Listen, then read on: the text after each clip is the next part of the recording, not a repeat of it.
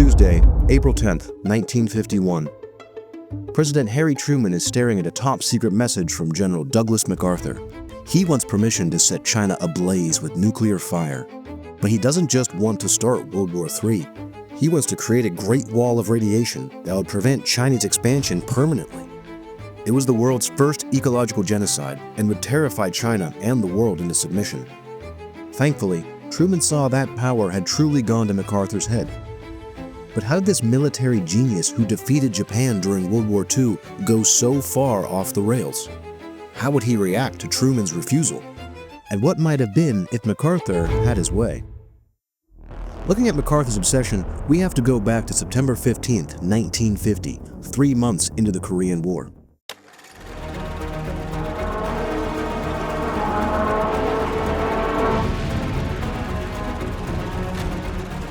American forces are trapped and cornered in a tiny pocket called the Pusan Perimeter.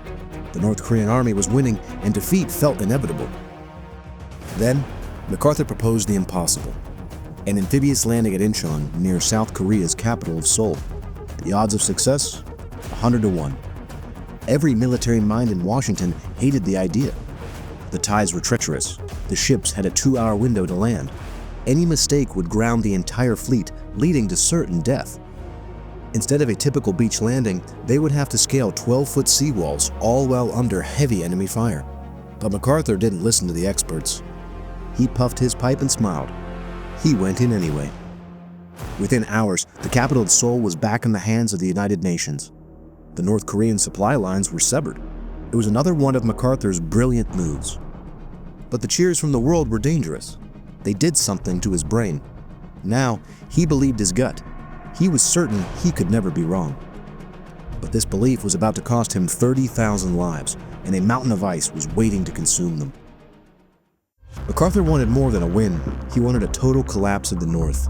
He ordered his troops to the Yalu River, North Korea's border with China. Washington was nervous and warned MacArthur not to provoke Chinese involvement. Intelligence reports started flooding in. They spoke of 300,000 Chinese soldiers hiding in caves, waiting in the shadows. MacArthur called them mirages. Then, winter arrived. The chosen reservoir became a frozen hell. Temperatures dropped to negative 35 degrees.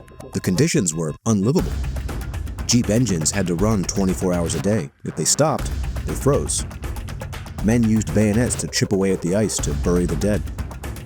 Suddenly, the mountains began to scream. 120,000 Chinese soldiers charged out of the white. It wasn't a battle. It was a slaughter. The chosen few had to fight through a gauntlet, a single-lane dirt road, 70 miles of ice and blood. When the survivors reached the sea, they had completed the longest retreat in American history. But MacArthur was thousands of miles away. He sat in a warm office in Tokyo. He didn't see a mistake or an intelligence failure. He saw a conspiracy. He believed Washington had sabotaged him. To save his ego, he needed a bigger weapon. He needed the power of the sun. Looking back, why did MacArthur, a military genius, ignore reports of 300,000 enemy soldiers? Why did he lead his men right into a death trap? This is because of something called the hubris effect. Success changes the biology of the mind. After the miracle at Incheon, MacArthur's brain locked in place. He had been right so many times before, he stopped viewing data as information. He viewed his intuition as the truth. At this point, confirmation bias took over. His mind had a pre-written story. Evidence that supported that story got through. Anything else that challenged it was filtered out. He wasn't lying to the president when he called the enemy a mirage. He truly did not see the threat. It didn't fit the version of reality he built. Admitting a mistake was no longer an option. Admitting he was wrong would break his identity. This is why his next plan made perfect sense. To him, a 100-year radioactive wasteland was better than a bruised ego. After the Chinese ambush, MacArthur demanded 50 atomic bombs. He planned to hit Chinese air bases and industrial hubs. But his darkest idea was the radioactive belt. He wanted to use something known as cobalt-60. While a normal nuclear blast fades, cobalt-60 lingers, and he wanted to spread it across the neck of Korea and make a 5-mile wide scar of radiation. It would have been an environmental graveyard where no human could breathe for the next 100 years.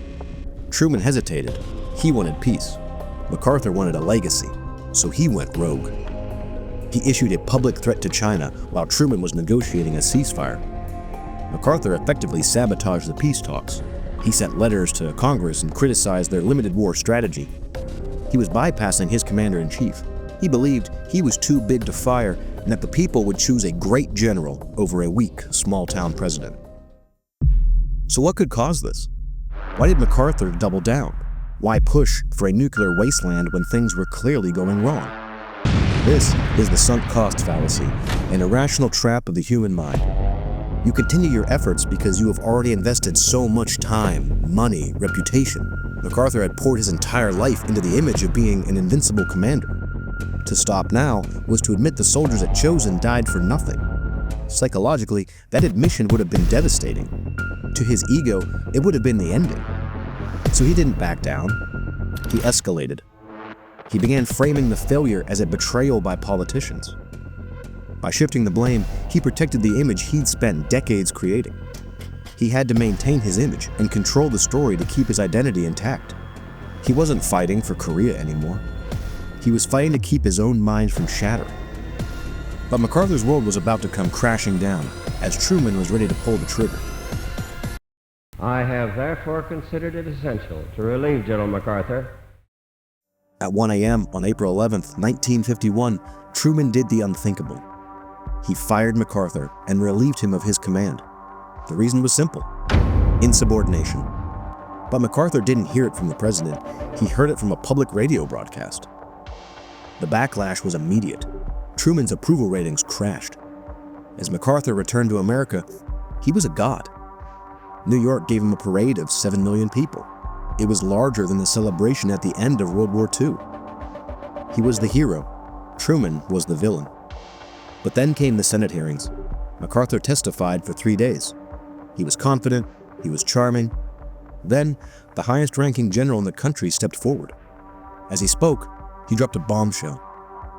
He stated MacArthur's plan would have led to the wrong war, at the wrong place, at the wrong time, with the wrong enemy. The hearings revealed something terrifying. The Soviets had their own atomic bomb. If MacArthur had dropped his radioactive belt, the Soviet response would have been nuclear. Strikes would have hit American cities. World War III would have begun. The public then realized the truth. MacArthur wasn't just being bold. He was playing Russian roulette with the lives of every American citizen. His ego had almost triggered the end of the world. But with this new information, MacArthur didn't apologize.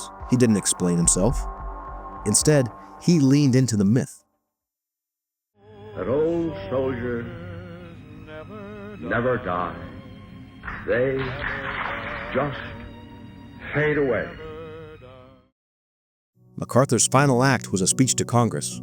He famously said, "Old soldiers never die. They just fade away." It was his retreat from public embarrassment and his fixation on nuclear weapons. But the greater danger is not the weapons themselves. It's the leader behind them who can't see his own mistakes. This is Mind Your History, where we explore the mind behind the moment. Next time, we look even further into the past at the minds of over 40 Roman senators and how they needed to murder Julius Caesar. Subscribe to see how group thinking left them no other choice.